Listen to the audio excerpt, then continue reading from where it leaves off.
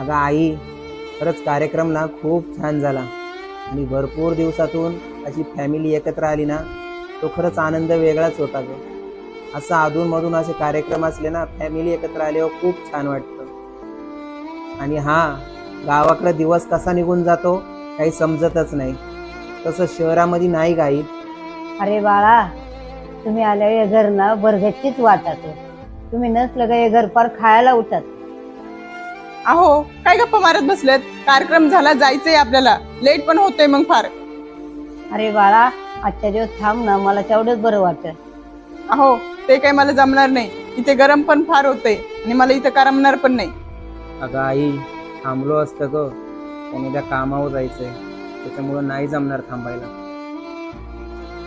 अरे बाळा, एवढी घाई करू नको. आजच्या दिवस थांब, उद्या सकाळीच जा.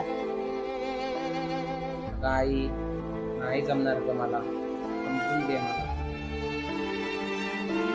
जातो आई.